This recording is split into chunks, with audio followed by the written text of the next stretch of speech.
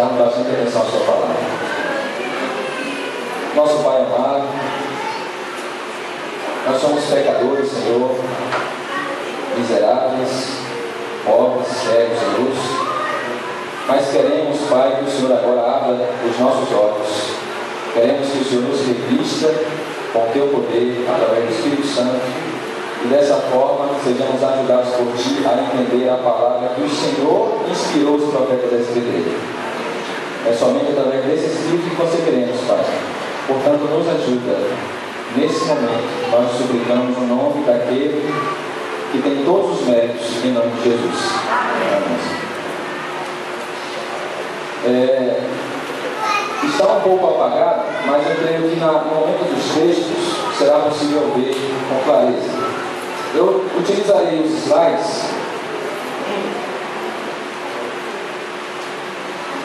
mas eu gostaria que vocês atentassem para um detalhe. Não se preocupe, veja bem, não se preocupe em anotar nenhum texto bíblico e nem sublinhar sua Bíblia. Atente-se para os versos que leremos, para fazer a reflexão dos versos que leremos, porque todo esse material da semana inteira será disponibilizado para a igreja ao final. Textos, inclusive, que não teremos tempo de ver, em virtude do horário, estarão nesse material. Então, aqueles que tiverem alguma dúvida, que porventura não se passou ao longo da semana, você terá um material ao final da semana para conferir texto por texto, marcar sua Bíblia, meditar. Então, ler com calma em casa, no seu quarto, em oração. Ok? Então, não se preocupe em anotar texto nenhum. E por isso utilizaremos o slide, para ganharmos tempo. Eu vou passar a passagem bíblica, o verso, o capítulo, e não repetirei. Se você tiver dúvida, não ouviu bem, é só acompanhar no slide. Vou pedir a ajuda de quem estiver operando, que assim que eu citar o texto, vocês já vão colocando. Observe, para não adiantar também. Né? Então, quando eu falar o texto, eu coloco na tela para quem não pegou, já ir procurando. Então, faremos o uso do slide em virtude disso e também de alguns textos do Espírito de Profecia. Já que é complicado trazermos vários livros, então nós colocamos algumas citações, mas são poucas, apenas para esse primeiro estudo. Veremos mais ao longo da semana. Nesse momento eu gostaria então de convidá-los a abrir a Bíblia no livro de Lucas, capítulo 20.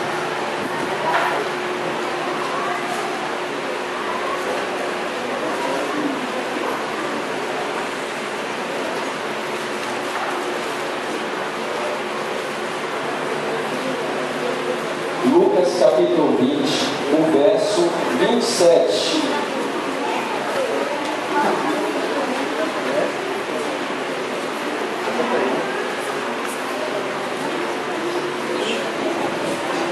Nos diz assim: chegando alguns dos saduceus, homens que dizem não haver o quê? Ressurreição. Aí falamos nesse ponto. Como eu disse, uma rápida introdução. Percebam que na época de Cristo existiam judeus, o povo escolhido por Deus para levar o seu nome a todas as nações. Eles se achavam que eram exclusivos, os únicos que teriam salvação. Não era isso. Deus queria que eles levassem a salvação a todos. E mesmo entre os judeus que se achavam escolhidos, separados por Deus, mas eles tinham uma compreensão errada. Existiam dois grupos principais nessa época de Cristo. Um eram os fariseus e o segundo era esse grupo aí, qual é o nome dele? Saduceus. Só que os saduceus não acreditavam em quê? Na ressurreição. Então percebam, qual era a Bíblia que eles utilizavam? A Torá, o Pentateuco, de Gênesis a Deuteronômio. Mesmo utilizando a mesma Bíblia, e aí muitos falam hoje, né? Como é possível ter várias religiões se a Bíblia é uma só? Percebam que naquela época a Bíblia era uma só. Mesmo assim eles divergiam em opiniões acerca da ressurreição, mesmo conhecendo as passagens de Elias e de Eliseu. Não é assim que nós vemos na Bíblia? A Sunamita, a viúva de Sarepta, duas crianças foram ressuscitadas, sim ou não? E eles conheciam essa história, mas não acreditavam. Então existia essa divisão. Então não é de surpreender que mesmo até hoje exista uma compreensão diferente acerca de determinados temas. Mas o que nós precisamos fazer? Recorrer à palavra de Deus. Se os saduceus tivessem recorrido à história dos profetas, que eram considerados verdadeiros, e eles acreditavam em Elias e Eliseu, teriam acreditado na ressurreição, não teria essa dúvida aqui. Mas então eu gostaria de levá-los a ler agora 1 Pedro,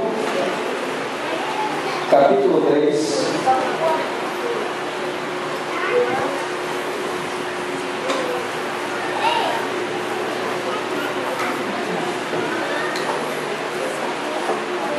Verso 15 e 16 nos diz assim: antes santificai a Cristo como Senhor em vosso coração, estando, atente para essa parte aí, sempre preparados para responder a todo aquele que vos pedir razão da esperança que há em vós. E de que maneira? Fazendo todavia com mansidão e temor, com boa consciência, de modo que, naquilo em que falam contra vós outros, fiquem envergonhados os que difamam o vosso bom procedimento em Cristo. Nós temos que estar preparados em quais momentos? Para dar razão da esperança que é em nós? Todos os momentos, sempre preparados para dar razão da esperança que é em nós. E a divindade, com certeza, está embutida nessa a esperança que há em nós. E a forma como devemos falar acerca disso não é com espírito de contenda, mas o conselho é dado aqui, com mansidão, com amor. E nós só podemos fazer isso se estivermos realmente com o óleo sobre nossas cabeças, como nos diz Eclesiastes 9, e se estivermos com a palavra também em nossa mente, o óleo representando o Espírito Santo, que nos fará lembrar os textos que estudamos, e aí poderemos dar resposta sem precisar discutir, sem precisar brigar, com amor pelas pessoas que querem saber a razão de nossa fé, porque é normal que a pessoa tenha uma dúvida. No passado, todos que ouviam falar de Cristo perguntavam: o que precisamos fazer para ser o quê? É uma dúvida? E então eles queriam saber a resposta. E se alguém tem uma dúvida acerca da divindade, você deve ter a resposta, sim ou não? É por isso que nós estamos aqui para buscar essas respostas, aonde existem as respostas. Na Bíblia e no Espírito de Profecia. O Espírito de Profecia será mais um auxiliador, que é mais uma palavra direta. Foi por isso que Deus suscitou Ellen G. White. Aqueles que não conhecem, eu vou falar aqui rapidamente, porque citaremos alguns textos. Ellen G. White foi uma norte-americana que foi chamada por Deus, ainda quando adolescente, tão somente depois de ter chamado 2 outros homens que rejeitaram fazer a obra de Deus. Então veja aí, dá uma referência para nós. Deus deu um privilégio para 2 homens e eles disseram: não, eu não quero pregar acerca disso, eu não quero relatar o que o Senhor me pediu para relatar. Ellen White, débilzinha, pouco estudo, nova, mas ela aceitou. E Deus falou: você vai ser meu instrumento. As coisas fracas para confundir aquelas que se acham poderosas, né? E Deus usou essa mulher, e ela, inspirada por Deus, então escreveu muitos conselhos de forma direta, porque Deus sabia que nos últimos dias nós teríamos confusão para entender a Bíblia, por causa da iniquidade que tem aumentado. Então nós precisamos desses textos. Ela teve aproximadamente 2.000 sonhos e visões, que foram relatados em quase 100 livros, dos quais cerca de 70 foram traduzidos para o português. E aqui um detalhe importante. Eu fiquei muito triste quando estava conversando com um irmão e ele tinha dúvidas acerca da divindade. Eu falei: olha, irmão, existem muitos textos que ainda não foram traduzidos e que são muito importantes para chegar a uma compreensão desse tema. Ele falou: não, o que já está traduzido para mim é o suficiente para chegar à conclusão que eu cheguei. E eu fiquei muito triste. Nós veremos alguns desses textos que fizemos uma tradução independente, e nós percebemos o dom de línguas se manifestar, não é assim? O dom de línguas faz você entender uma língua que você não entende. E não existe língua que não seja compreensível, como diz 1 Coríntios capítulo 14. Então, com o inglês, que foi a língua materna de Ellen G. White, foi da mesma forma. Ela escreveu tudo na sua língua materna e foram então traduzidos vários livros. E acerca da tradução, algo muito importante. O termo Trindade não foi em nenhum momento utilizado por Ellen G. White. Em nenhum dos seus escritos você vai encontrar esse termo, a não ser no português. Foi uma adaptação. Por quê? Porque já se sabia que existia compreensão acerca de Trindade para 3 pessoas formando uma divindade. Então, a Casa Publicadora Brasileira fez a tradução desses livros e onde tinha o termo Godhead, eles traduziram para Trindade. Mas a tradução literal seria divindade. Ou seja, Deus. Trindade, 3 pessoas que formam uma divindade. Eles fizeram essa adaptação. Mas você diz assim, não, por que fizeram isso então? Muito cuidado se tomar muito isso assim a ferrenho, porque a sua Bíblia também não traduziu, a maioria, a não ser de Jerusalém, a tradução brasileira, o nome de Deus. Existe diferença para Jeová e Senhor? Jeová e Senhor são a mesma coisa? Não. Existe Senhor dos Senhores, Senhor de muitos servos, e o nome Senhor, a palavra Senhor é aplicada de várias maneiras na Bíblia, mas o nome Deus, que ele revelou ao seu servo Moisés, eu sou Jeová, Êxodo capítulo 3, e repete isso nos 10 mandamentos em Êxodo capítulo 20, as Bíblias adaptaram para Senhor. Onde está Senhor é Senhor, e onde está Jeová ou Javé, ou tetragrama, YH, WH, eles colocaram Senhor também. Então percebam que é preciso ter muito cuidado quando pegamos uma letra, uma palavra, realmente da forma literal, sem ter cuidado de nos aprofundarmos e perceber o que aquilo realmente quer dizer. E nós vamos ver um exemplo disso também agora nessa manhã. Mas eu gostaria de ler um texto que não está no slide, só completando o que 1 Pedro 3 nos diz. O livro Evangelismo, que é um compilado de vários manuscritos de Ellen White, nos diz assim, página 576. Esse é um livro controverso, nesse estudo da divindade, mas nós não utilizaremos muito, porque, como eu disse, nós vamos buscar na fonte, em inglês, em espanhol, muitos textos que fizemos a tradução, então, independente. Não tem problema nenhum usar as traduções da CPB, nós veremos isso mais adiante. Diz assim, falar a verdade em tons e palavras de amor. Cristo Jesus seja exaltado.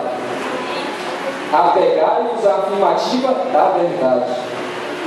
Nunca deixeis a vereda reta traçada por Deus, no intuito de fazer um ataque a alguém. Esse ataque, muita atenção, poderá causar muito dano, mas nenhum bem. Poderá extinguir, eliminar a convicção em muitos espíritos. E sobre essa palavra espírito também veremos mais adiante. Deixai que a palavra de Deus, que é a verdade, conte a história da incoerência dos que se acham no erro.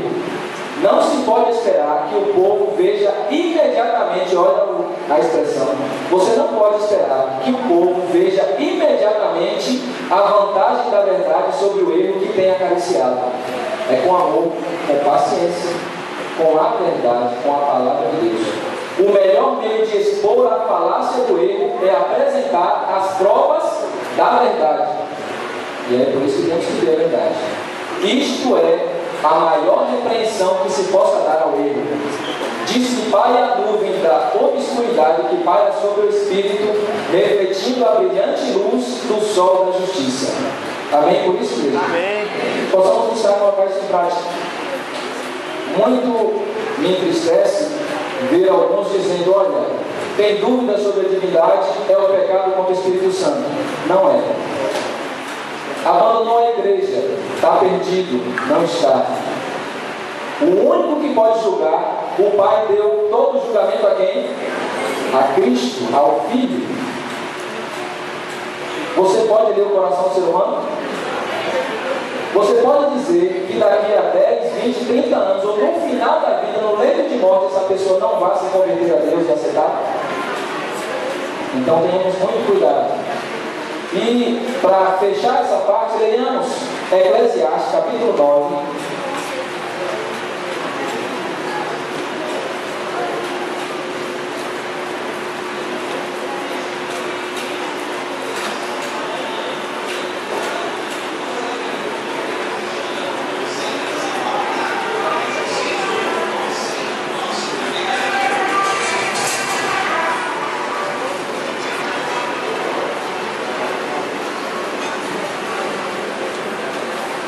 Versículo 4.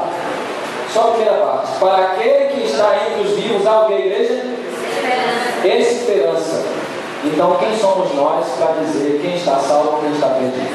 Porque tem uma dúvida em determinado ponto de doutrina. Nós temos que nos aplicar ao estudo. E me entristece ver muitas vezes alguns irmãos dizendo assim: não, é para falar sobre a Trindade, não quero nem ouvir.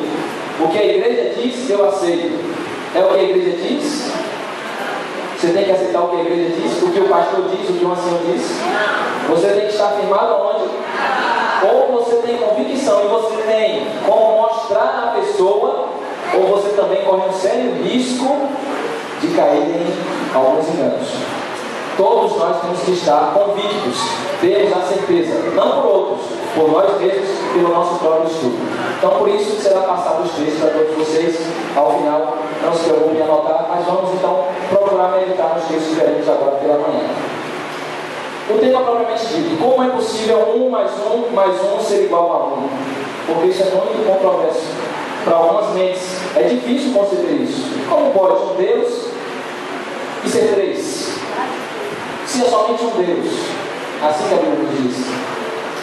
E seguindo a trajetória dos saduceus e dos fariseus, essa controvérsia acerca da divindade também permeou os séculos que passaram. E nós vamos ver alguns grupos que se levantaram antes de termos então a compreensão que temos hoje. Gostaria que você fosse passando para vermos alguns exemplos. Os grupos chamados de divergentes, porque divergiam, as ideias não eram iguais. Qual o primeiro grupo? Ebionismo. O que os ebionistas diziam? Que Jesus Cristo era o Messias, mas ele não era membro da divindade. Ele teria sido filho de José realmente. José teria coabitado com Maria, e no batismo ele teria sido incorporado então à divindade, vamos dizer assim, mas originalmente não. Então perceba que a ideia é bem diferente. Eles pensam assim. Um outro grupo, sabelianismo ou modalismo. O que eles acreditavam? Um pouco mais à frente, que eles vieram depois do primeiro grupo, ebionismo. Aí já vieram com uma ideia diferente, tentando entender Deus. Os modalistas, eles pensavam que Deus era somente um, como a Bíblia diz, mas pode se representar de várias formas. Então Jesus Cristo é o mesmo Pai, o Espírito Santo é o mesmo Pai, e o Pai é o Pai. Então é um Deus só, mas que ele se apresenta em determinados momentos de formas diferentes. Esse é o pensamento do sabelianismo. E existia um terceiro grupo, que é os mais, vamos dizer assim, conhecidos, o arianismo. O que eles pregavam e pregam? Que Jesus Cristo não seria da mesma essência do Pai, teria sido gerado em algum momento da eternidade. Seria Deus, mas colocando dessa forma, um Deus menor.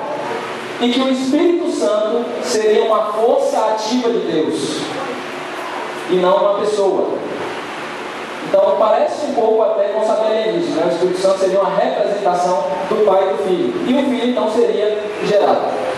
Tiveram outros 3 grupos, mas são mais ou menos variações do que os primeiros 3 que são mais fortes acreditavam. Pode passar só para dizer o nome.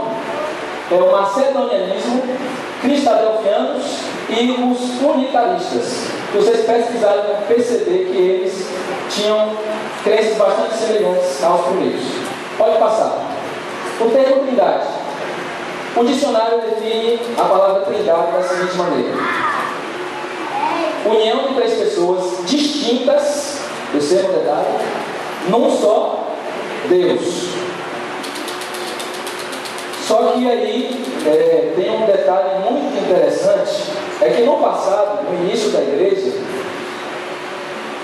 os pioneiros também tiveram uma certa confusão acerca desse estudo.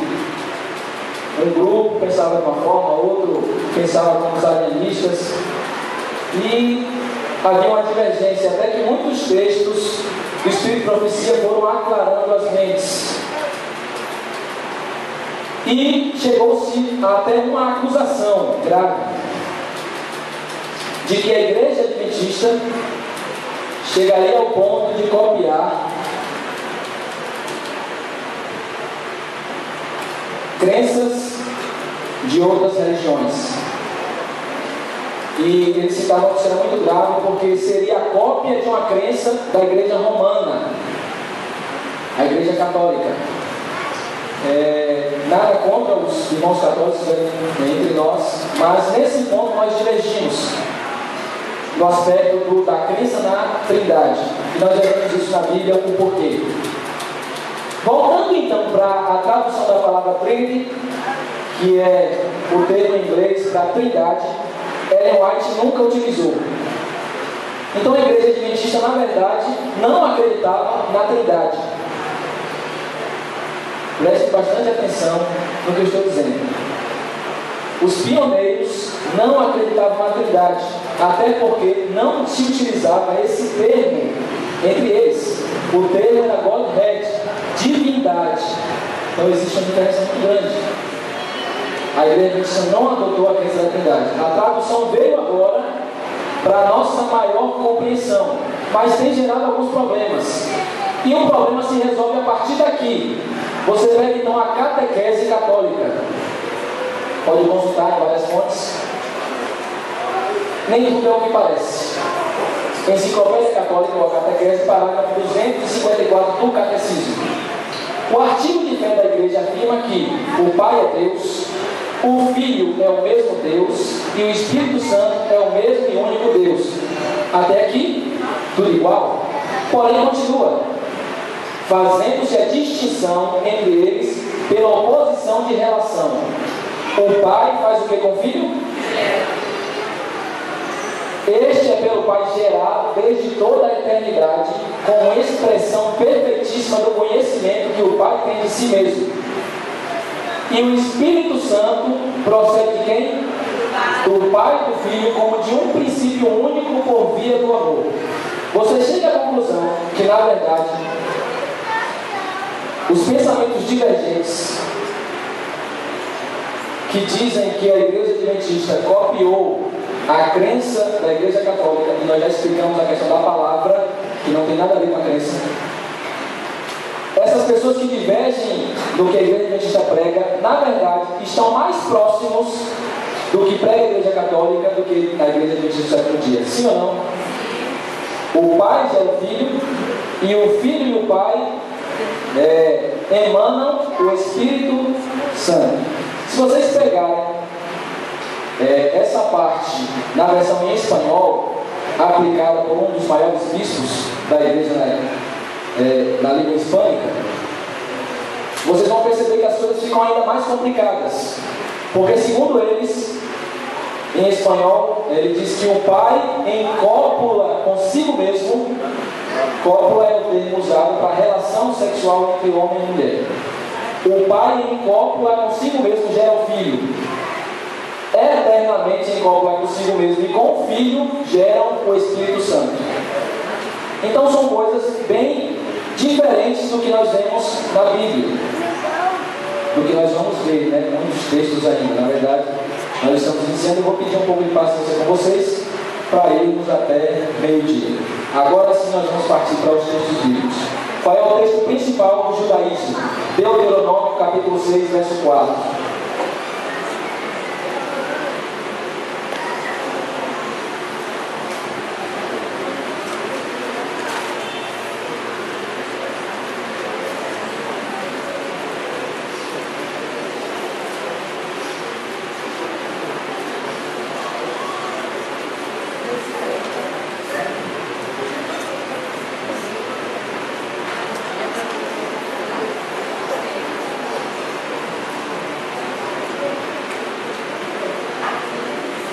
Aqui nós temos o texto de Isaías 28:10, mas não vamos ler em muito tempo, vamos ganhar tempo.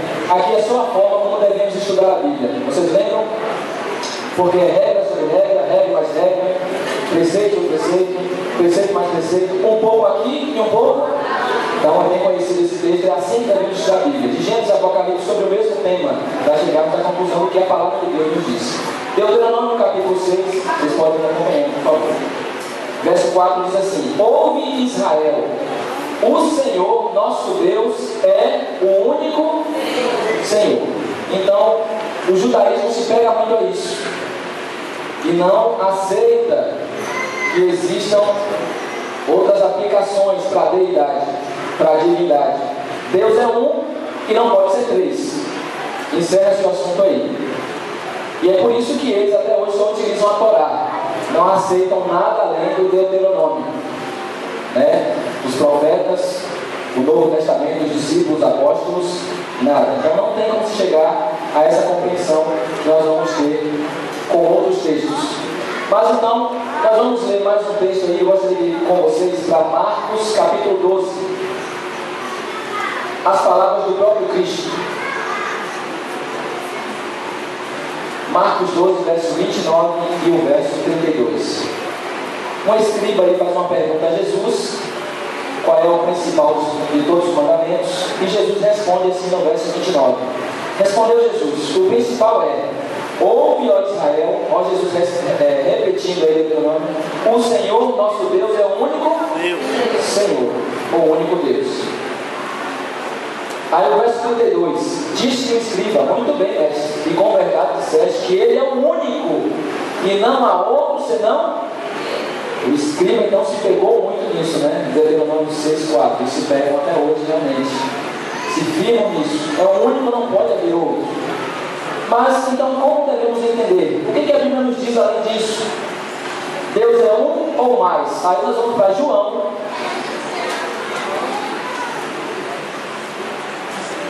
capítulo 10,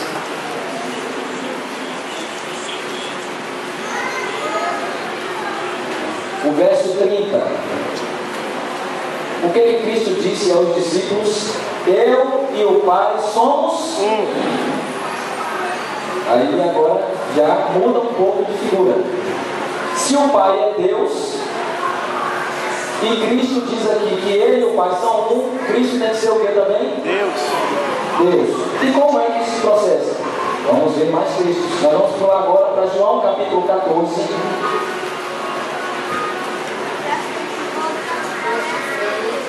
Versos 10 e 11.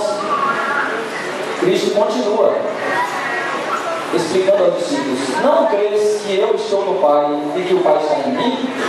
As palavras que eu vos digo não as digo por mim mesmo, mas o Pai que permanece em mim faz as suas obras. Crede que estou no Pai e o Pai em mim, crede ao menos por causa das mesmas obras.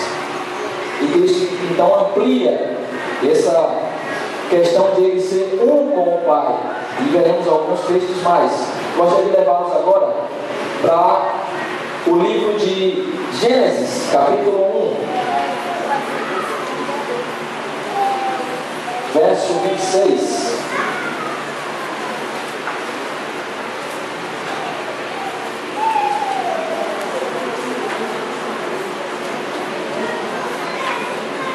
Nos diz assim: também disse Deus, façamos o homem à nossa imagem. Interessante que a palavra Deus, do hebraico, e a gente não precisa nem saber muito hebraico, não precisa ser conhecedor a profundo da língua, né? E outro dom de língua, quem quiser, esteja à vontade para ajudar a igreja, se aprofundar no hebraico, no grego, e nós veremos mais alguns textos também do hebraico e do grego, aquilo que é básico para esse estudo. Mas veja aí, o dom de língua nos ajudando. O termo hebraico para Deus é Elohim, que é plural. E muito pode dizer assim, não, mas não é, não. Nós vamos ver um texto que diz que é. Diz também Deus. E a licença, né, da ausência dos testemunhos de Jeová, eles falam assim, quando usa esse termo aqui, é porque Deus é tão tremendo, tão poderoso, que não poderia ser uma palavra no singular. Tinha que ser uma palavra que realmente demonstrasse que Ele é Deus. É uma forma de pensar. Mas percebam que Êxodo, esse texto não está aí. Vamos para Êxodo rapidamente, para compreender acerca desse termo Elohim. O capítulo 32 do livro de Êxodo.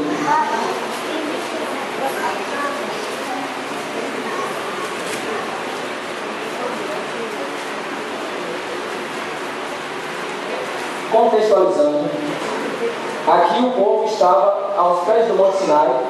Moisés sobe para pegar as tábuas da lei escritas pelo dedo de Deus, a única parte da Bíblia que ele não permitiu que ninguém escrevesse, né? Muitos tentam abolir a lei.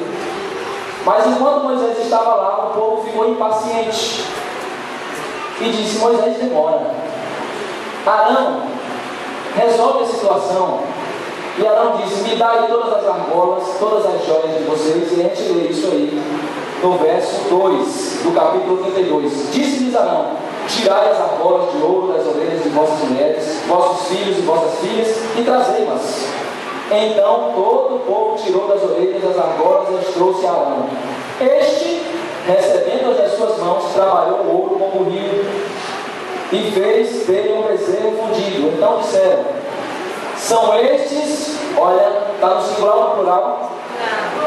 Plural. São estes, ó Israel, os teus que eles tiraram da terra do Egito. Os teus deuses, plural, singular? Plural. Só que aqui a palavra é a mesma lá de Gênesis capítulo 1, verso 26, Elohim.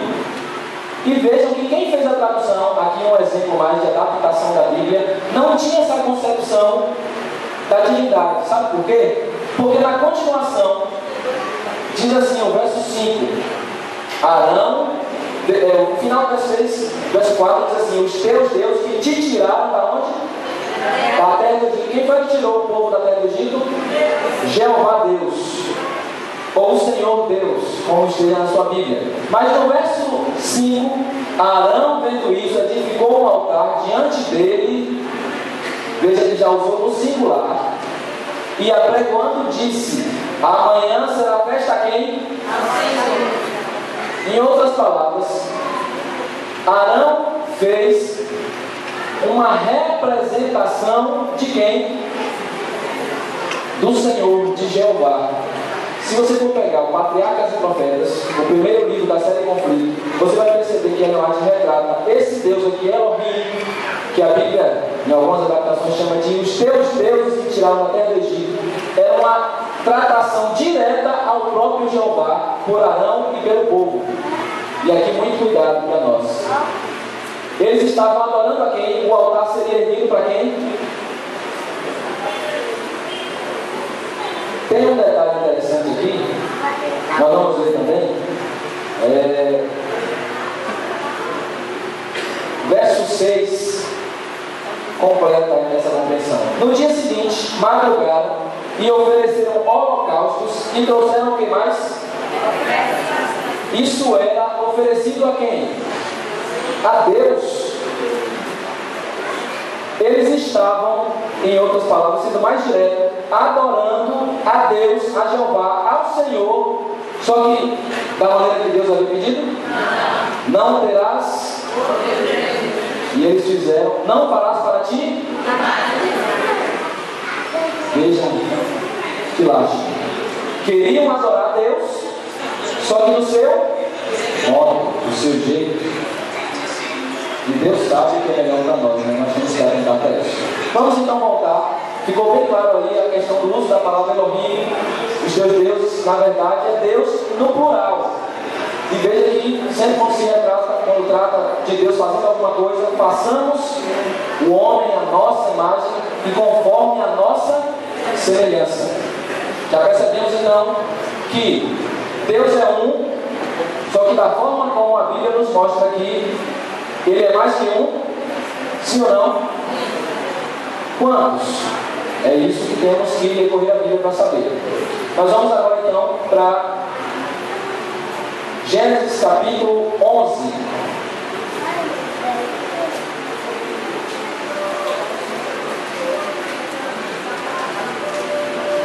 Gênesis 11, versos 7 e 8.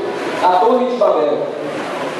Veja o que Deus diz aí depois que o povo se une para ficar contra ele, né? Diz assim o verso 7: Vinde, Deus falando, desçamos e confundamos ali a sua linguagem, para que um não entenda a linguagem de outro.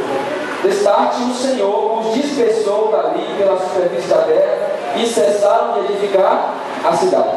Então Deus disse: Vinde, eu vou descer. Foi assim que Deus falou? Desçamos e confundamos. Então já vemos que não está no singular, está no plural. Vamos continuar. Isaías, capítulo 61.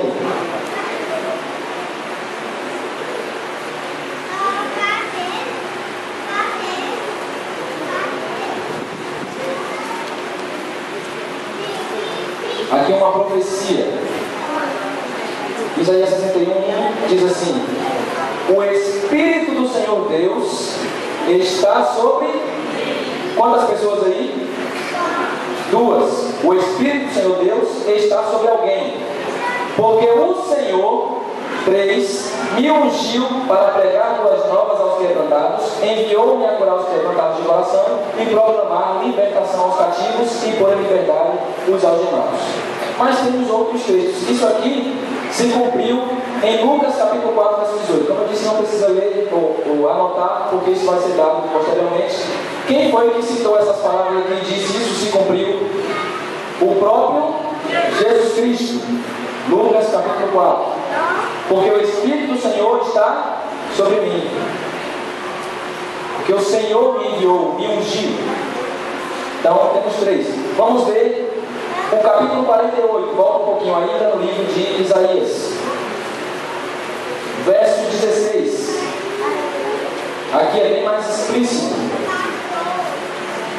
Chegai-vos a mim e ouvi isto. Aqui uma pessoa. Não falei em segredo desde o princípio, desde o tempo em que isso vem acontecendo, tenho estado lá. Agora, essa pessoa diz assim: o Senhor Deus me enviou. Quem enviou? E enviou quem também? O seu Espírito. Quantas pessoas? 3. Porquanto agora o Senhor Deus me enviou e também enviou o seu Espírito. Sobre essa palavra Espírito nós vamos ver um pouco adiante, né? É um pouco confuso. Vamos seguir com outros textos ainda. Capítulo 63 de Isaías, verso 9 e 10. Em toda a angústia deles foi ele angustiado. E olha um detalhe muito interessante aqui: o anjo da sua presença. Vamos ver muito acerca desse anjo aqui durante a semana, e começando hoje à tarde. O anjo da sua presença os salvou, pelo seu amor e pela sua compaixão ele os uniu, os tomou e os conduziu todos os dias da antiguidade. Mas eles foram rebeldes e consultaram quem? O seu Espírito Santo, pelo que se lhes tornou inimigo, e ele mesmo pelejou contra eles. O Senhor, o anjo do Senhor e o Espírito Santo. Acerca desses termos que são usados, anjo e o anjo do Senhor, é muito importante nós sabermos isso e conhecermos. Vamos ver ao longo da semana, porque nós sabemos que tem também o termo arcanjo, Miguel, Emanuel, e muitos se confundem. Mas sigamos. Mateus capítulo 3, agora no Novo Testamento, versos 16 e 17.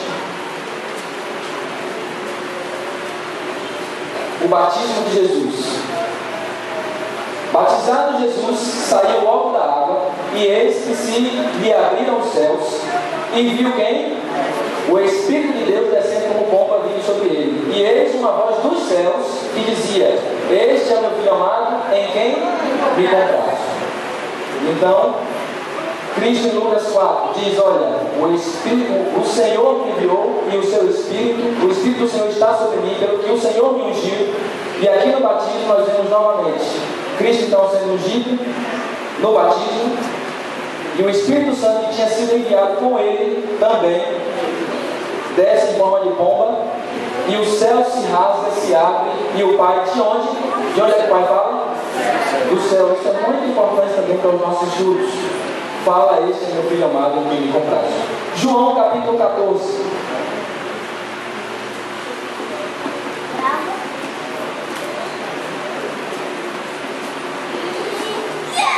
Verso 16. Acerca do Espírito Santo, texto muito conhecido. Jesus diz assim: e eu rogarei ao Pai, e ele vos dará outro Consolador, a fim de que esteja para sempre convosco. Vamos pular então agora também ainda no livro de João, para o capítulo 15, o verso 26.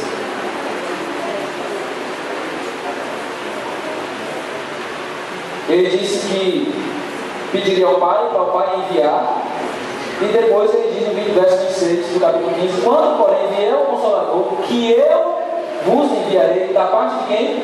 Do Pai, o Espírito da verdade. E aqui também o Espírito, percebam que são vários nomes que são dados, vários títulos, né? O Espírito da verdade, o Espírito Santo, o Espírito de Deus, que dele procede, ele se dará testemunho de mim. Próximo texto, Mateus 28, verso 19. Isso é muito conhecido e é um controverso, será tema de uma das noites, a fórmula batismal. Ide, portanto, fazer discípulos de todas as nações, batizando-as em nome do Pai, e do Filho, e do Espírito Santo. Vamos agora para o livro de 2 Coríntios. Percebam que são dados aí 3 pessoas ou personalidades. Como que veremos então também a aplicação desse termo: pessoa ou personalidade. Existe diferença? 1 Coríntios capítulo 13, verso 13. 2 Coríntios, perdão. 2 Coríntios 13, 13. A graça do Senhor Jesus Cristo, O amor de Deus, uma pessoa, o amor de Deus, 2 pessoas, e a comunhão de quem? do Espírito Santo, Seja com todos vós. Então temos mais 3 referências. Amém, irmãos? Glória a Deus por isso. Mas temos ainda outro texto, 1 Pedro, capítulo 1. Percebam que a fórmula batismal se repete aí pelos apóstolos. 1 Pedro, capítulo 1, verso 1 e 2. Pedro, apóstolo de Jesus Cristo, aos eleitos que são forasteiros da dispersão do Ponto, Galácia, Capadócia, Ásia e Bitínia, eleitos segundo a presciência de Deus Pai, em santificação de quem? Do Espírito, para a obediência e a aspersão do sangue de quem? De Jesus Cristo. Graça e paz vos sejam multiplicadas. Amém? Amém. E tem mais um texto, Apocalipse capítulo 1, aí pertinho.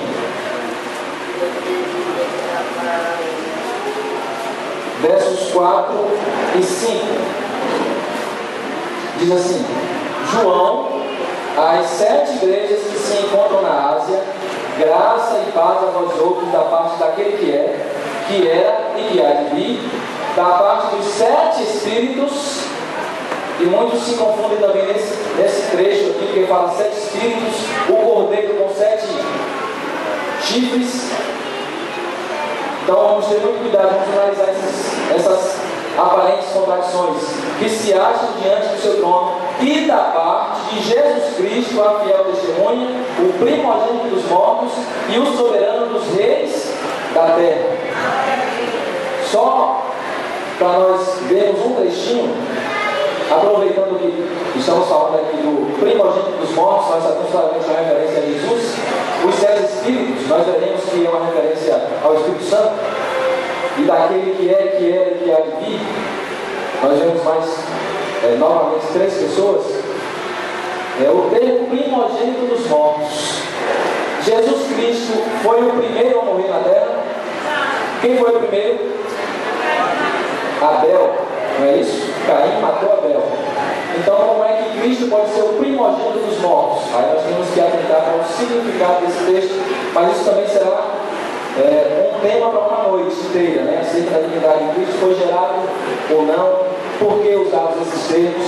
Mas vamos retornar para Deuteronômio, capítulo 6, verso 4. Agora vamos tentar resolver essa problemática. 1 mais 1 mais 1 igual a 1.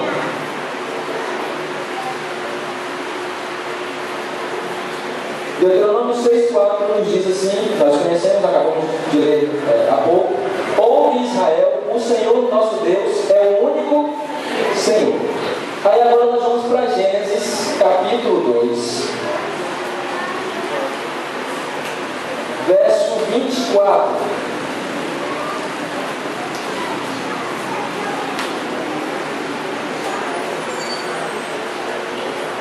Por isso, deixa o homem, pai e mãe, e se une à sua mulher, tornando-se os dois uma só pessoa. Carne. Sua versão com uma só pessoa. Interessante.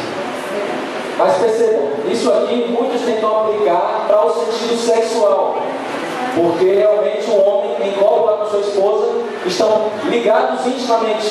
Mas não é isso aqui o que Deus quer dizer. E eu lembro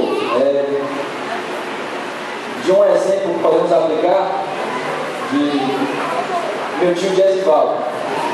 Ele fala o seguinte, que ele chegou a um ponto de estar em tanta intimidade com a esposa, em tanta comunhão, que quando ele pensava em falar algo, algum projeto para realizar, ela vinha e falava primeiro.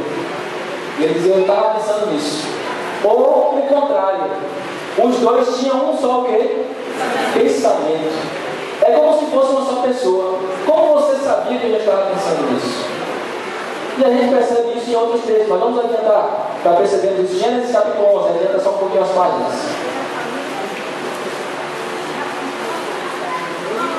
Gênesis 11, nós lemos o verso 7 e o verso 8, falando sobre vinde e desçamos, Deus no plural. Mas aí o verso 6 diz assim: e o Senhor disse, eis que o povo é 1 milhão. O povo é quantos? Um povo só. É um.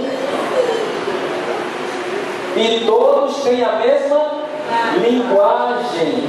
Veja o sentido. O povo é apenas um. Como é possível que tantos sejam apenas um? Ele usa aqui o termo da linguagem. Isto é apenas o começo. Agora não haverá restrição para tudo que intentam fazer. E aí Deus desceu para terminar com aquela obra da Torre de Babel. Mas vamos seguir. Gálatas capítulo 3.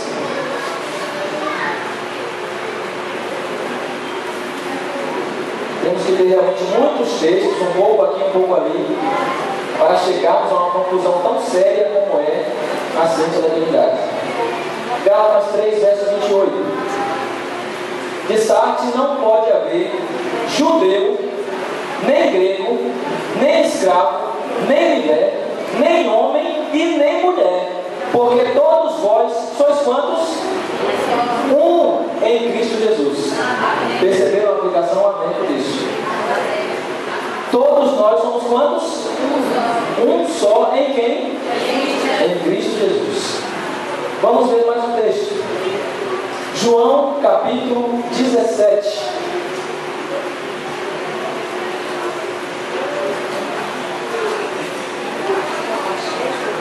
Verso 10 e 11, as palavras de Cristo Jesus. Olha o que Cristo nos diz aí. Ora, todas as minhas coisas são tuas,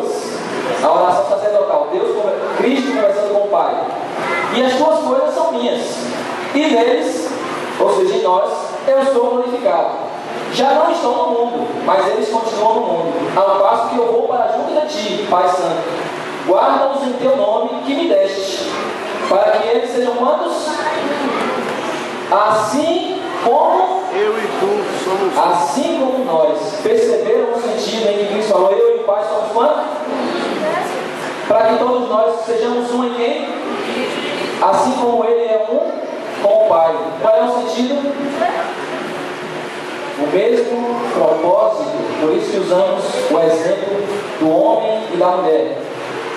Mas vamos então ver aí um outro verso, 21 e 22. A fim de que todos sejam um, ele repete, e como és tu, ó Pai, em mim, e eu em ti, sejam também eles em quem? Em nós. Cristo usando novamente o termo natural, para que o mundo creia que tu me enviaste. Somente o verso 21. Bom, vamos ver agora alguns textos para nos auxiliar do Espírito de Profecia. Review and Herald, 15 de agosto de 1907, sermão sobre Hebreus, capítulo 1, verso 1 e 2. Esse texto aqui não foi traduzido, mas vocês podem fazer a pesquisa pela data. Volta só um pouquinho. Nós sabemos que se o texto fica, a gente faz a leitura, não presta atenção. Esse detalhe é muito importante. Existem textos que estão no Ellen White Books. Quantos aqui conhecem? Poucos. Eu aconselho que façam uso do Espírito de Profecia. Quem tem internet, larga um pouquinho o Facebook, vai lá no Biblionário, dicionário, muito importante dicionário, versões de Bíblias e Ellen White Books. Tem todos os livros, mas os que foram traduzidos em português. E aqueles que foram traduzidos em português, eles colocam também a versão em inglês e espanhol. E mais alguns manuscritos em inglês. E existe um outro site, que não é muito divulgado, mas vocês podem fazer a pesquisa. texts.sgwritings.org. E lá vocês vão poder fazer a pesquisa não só em português, como em inglês, e ver todos os manuscritos do Espírito de Profecia, e onde se encontram então essas referências que daremos aqui. Então o que você pegou aqui, que vai estar no material, você sentir dúvida, não está em nenhum livro, pode ir pesquisar nos manuscritos. E eu trouxe inclusive alguns originais de próprio punho dela para mostrar acerca do que ela cria, a profecia do Senhor para essa igreja, para esses últimos dias, e como então a igreja adventista crê. Pode colocar agora? Então o que ela fala? Aqui, em Hebreus 1 e 2, a posição de Jesus Cristo em referência a seu Pai é trazida à luz. Enquanto são um em quê? E um em quê? Na personalidade são quantos? São duas pessoas distintas. Mas, como o esposo e a mulher, o exemplo que eu usei, tem a mesma mente, não existe separação. Imagine um homem e uma mulher, pecadores, miseráveis como somos, ainda conseguimos, pela graça de Deus, porque somente Cristo Jesus para nos unir, é isso que ele falou, né? Que sejam um em mim, assim como nós somos um. Se Ele permite que nós cheguemos a essa unidade, um casal se unir tanto, que tem o mesmo propósito, a mesma mente, o mesmo pensamento, imagina Deus que não conhece o que é pecado. Será que Cristo pensa diferente do Pai? O Pai pensa diferente do Cristo? O Espírito Santo pensa diferente? São um em propósito e um em mente, mas em personalidade são, aqui falando sobre o Pai e o Filho. Pode passar. As Escrituras indicam com clareza a relação que há entre Deus e Cristo, e com idêntica clareza apresentam a personalidade e individualidade de cada um. A ciência do bom viver, o capítulo revelado aos discípulos. Eu não coloquei a página porque o problema ocorre. Quando colocamos a página, tem aquela versão que é condensada, é um número. Tem a versão que é de brochura, tem várias, vamos dizer assim, tiragens, e algumas as páginas se divergem, o tamanho da fonte, etc. Então nem sempre cai na mesma página, mas você pode procurar nesse capítulo aí, revelado aos discípulos. Ou, com o computador está tão fácil. Você pega um trecho de isso aqui, coloca lá no Ellen White Books, manda fazer a pesquisa, ele vai lhe mostrar em que livro está. Simples, rápido e direto. Pode passar. Aqui, ciência do bom dia ainda, a unidade que existe entre Cristo e seus discípulos, agora de Cristo para nós, não anula a personalidade de nenhum. São um em desígnio, mente, em caráter, mas não em pessoa. É assim que Deus e Cristo são. E oxalá todos nós estejamos buscando isso aqui, né? Ser um em desígnio, mente e caráter com Jesus Cristo. Pode passar. O príncipe, isso aqui é muito importante. Special Testimonies, série A, número 10, página 37. Isso aqui foi colocado no livro Evangelismo, mas se você quiser ir na fonte, eu coloquei também aqui o original. O príncipe da potestade do mal, Satanás, só pode ser mantido em sujeição pelo poder de Deus na terceira pessoa da divindade. Olha a palavra lá em inglês, o original como é?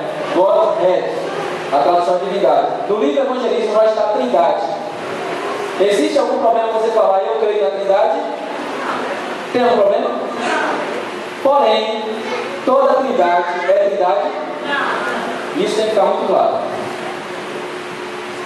Você dizer eu creio na Trindade não resolve o problema. Porque os nossos irmãos católicos também creem na Trindade. Mas a palavra Trindade usada no Catecismo Católico faz referência ao que os alienistas, os sabianistas criam. Cristo gerado e o Espírito Santo emanando dos dois. E não é assim que nós acreditamos. Então, você pode dizer que acredita na Trindade, mas tem que dizer na divindade do Pai, do Filho e do Espírito Santo como três pessoas coeternas. E veremos isso nas Sagradas Escrituras. Isso é apenas uma introdução. Vamos passar. Eu acredito mais dois textos. O Espírito Santo tem o quê? Veja que o termo nós já vimos antes, né? Personalidade. Do contrário, não poderia testificar o nosso espírito. Atente para esse detalhe, o nosso espírito. E com o nosso espírito, que somos filhos de Deus, deve ser também uma pessoa divina. Do contrário, não poderia perscrutar os segredos que jazem ocultos na mente de Deus.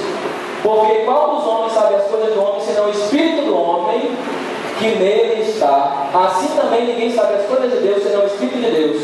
Manuscrito 20, 1906. Também foi colocado no livro Evangelismo, página 617. Aqui um detalhe muito importante. Sabe qual é o nosso grande problema com a questão da divindade? Em específico, quando entra no Espírito Santo, a palavra Espírito. Esse é o grande problema para a nossa mente. Quando se fala em Espírito, o nosso inconsciente nos leva a lembrar dos desenhos animados, dos filmes, das propagandas em que uma pessoa sofre um acidente, falece, e o que é que sai dentro da pessoa? Uma alma, né? Mas interessante, Gênesis diz que Deus formou o homem do pó da terra, soprou nas narinas o fôlego de vida e ele passou a ter uma alma. É assim? Passou a ser uma alma. A alma que pegar essa, você tem uma alma, você é uma alma. O Espírito na Bíblia é usado para compreensão, para a sua mente. É o que está sendo aplicado aqui. E só para exemplificar, eu gostaria de dar um anúncio de que isso aqui parece um pouco estranho, mas eu vou usar esse exemplo e eu pedir permissão a ele. Aqueles que não sabem, pedir para o Roberto avisar, porque ele não sei se foi avisado. Nosso irmão André Oliveira perdeu o pai ontem à tarde. E está no SAF e o velório vai sair agora em 2 horas. E eu estive lá pela manhã, antes de vir para a igreja, estava conversando com ele e relatando acerca dessa nossa compreensão. E ele falou: Wesley, sabe o que eu lembro? Eu estou olhando para meu pai aqui. Conhecia a verdade, trabalhava na comportagem na época, se não estava até viajando. Ele disse: Wesley, eu tinha assistido recentemente um filme em que um homem morria, sua alma ia para o céu e depois reencarnava em um cachorro. Wesley, depois que meu irmão morreu, algum tempo depois, na mesma semana ou no mesmo mês, um cachorro começou a me seguir na rua. Vocês perceberam a gravidade? Sem ele querer, na mesma hora, ele lembrou do quê? Será? Olha, será? Aí ele disse, na mesma hora está repreendido, Senhor. Mas percebam o que algo colocado em sua mente pode fazer. E aqui um conselho. Você diz assim, não, eu estou assistindo isso aqui, que é super-herói desse negócio, mas eu sei que é tudo mentira. Muito cuidado. Muito cuidado, porque você não pode apagar nada de sua mente. Diga aí agora, não vou pensar em nada aqui, vou fechar o olho, vou apagar minha mente. Você consegue fazer isso? Com o olho fechado, dizendo que você não quer pensar, você está pensando. Não tem como fugir disso. E o apóstolo Paulo já nos disse que nós somos transformados por aquilo que contemplamos. Então, cuidado. Então, o problema com o Espírito é justamente esse. A compreensão que o ser humano chegou a ter por causa de uma cabaninha em que duas irmãs, em algum tempo, não muito distante, começaram a escutar batidas na parede. Pesquisem sobre isso. E foi daí que surgiu. Também não tem muito tempo, surgiu a ideia de que o homem evoluiu do macaco. São coisas que são recentes. E veja como já está impregnado. Não foi só muitos anos não, 150 anos somente. 150 anos. E algo já é estabelecido como verdade, jogando por terra, ou tentando jogar por terra, a verdade da palavra de Deus, que está aqui para nos salvar, já preservada há milênios. Então, muito cuidado com isso. Vamos passar, tentar fechar então. Há 3 pessoas vivas no trio celeste. Em nome desses 3 grandes poderes, o Pai, o Filho e o Espírito Santo, os que recebem a Cristo por fé viva, e são o quê? E esses poderes cooperarão com os súditos obedientes do céu em seus esforços para viver a nova vida em Cristo. Então, se aceitou, tomou a decisão, se batizou, aí eles recebem autorização. Porque Deus não faz nada que a pessoa não permita. Então, quando ela se batiza, ela diz, Senhor, eu estou aceitando que agora o Senhor tome conta de minha vida. Que o Seu Espírito agora me diga o que eu devo fazer. Porque eu vou ler a Tua palavra e o Espírito vai me lembrar. E como é que o Espírito lembra? Nós vamos ver aí, entra o papel dos anjos, hoje à tarde. O Espírito Santo é uma pessoa, pois dá testemunho com o nosso Espírito que somos filhos de Deus. Uma vez dado esse testemunho, traz consigo mesmo sua própria evidência. Em tais ocasiões, acreditamos e estamos certos de que somos filhos de Deus. Eu pesquisei muito quando surgiu essa indagação no início do ano acerca dos escritos do Espírito de Profecia e de alguns textos da Bíblia, se era realmente veracidade o que Ellen White cria ou não, se ela realmente havia escrito isso. Eu quero algo na fonte. E eu fui buscar então alguns dos manuscritos, aqueles que estão citados no livro Evangelismo e alguns livros também. E aqui é do próprio punho dela. E eu ampliei uma parte em especial. Aquele texto fala, há 3 pessoas vivas no trio celeste. 3 persons. Só que na correção, Ellen White colocou ali, cortou o S e colocou entities, personalities, que quer dizer personalidade, não pessoa. Mas percebam que aqueles que colocaram em dúvida essa questão aqui não se atentaram nem para o restante. Porque diz assim, quantas pessoas? 3 personalities. Aonde? No trio de onde? Celeste. E é por isso que tentam adaptar de alguma forma, acreditam diferentes. Não, é Gabriel? Não, é uma força. Como é isso? Vamos ver mais à frente. Mas tem um outro manuscrito dela, em que ela é mais direta e não tem correção nenhuma. The Holy Spirit is a person. O Espírito Santo é uma. Tem alguém aqui que saiba um pouquinho de inglês? Tem ali. Dá para ver aqui? Dá para ver? The Holy Spirit is a person. Person é o quê? Pessoa. The Holy Spirit o quê? Espírito Santo. Então não tem dúvida. E são muitos textos para dizer que foram adulterados. O Espírito de Profecia praticamente todo, nós vamos ver várias citações de vários livros e alguns que não foram traduzidos, corroborando com a crença que ela tinha na pessoa divina do Pai, do Filho e do Espírito Santo, e que ela não chamava de Trindade, por isso não precisamos ter confusão com esse termo, já expliquei como foi aplicado.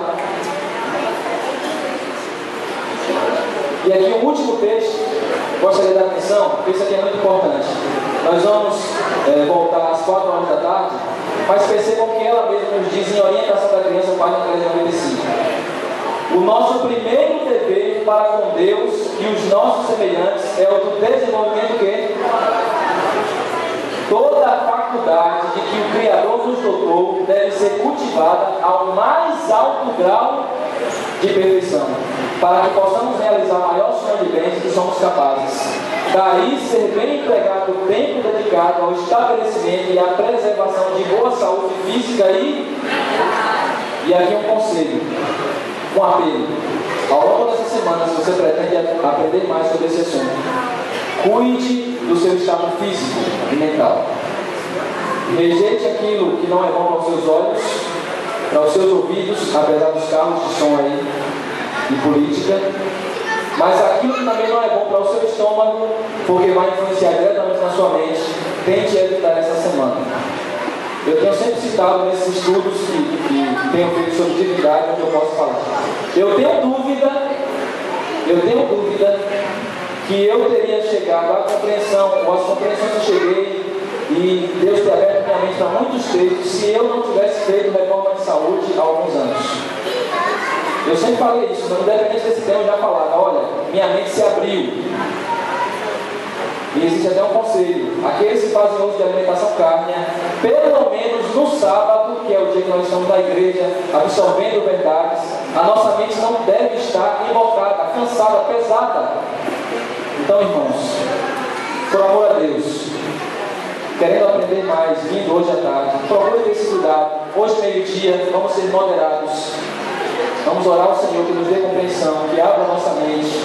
Durante a semana também vamos buscar essa unção do Espírito de Deus para falar aos nossos ouvidos e que nossa mente não esteja embotada, nem atrapalhada. Para que nem o calor, nem as conversas do nosso lado, nada disso nos impeça de conhecer a verdade. Você pode pensar assim: não, mas isso aí não interfere para mim. Eu estou convicto que essa igreja é verdadeira, etc, etc, etc. Só que Pedro nos adverte: nós temos que estar preparados para dar razão de nossa fé a quem? A nós mesmos? A Deus? A quem? A qualquer um que perguntar a razão de sua fé. Você acredita na divindade? Como é isso aqui e tal? Hoje não acredito. Olha aqui a Bíblia. Vem para cá, vai para lá. Gênesis, Apocalipse, Mateus, João. Está aqui, irmão. Eu acredito nisso aqui. Facebook não dá isso, filmes de super-heróis não dá isso. Somente a palavra de Deus. Que Deus nos abençoe que possamos buscar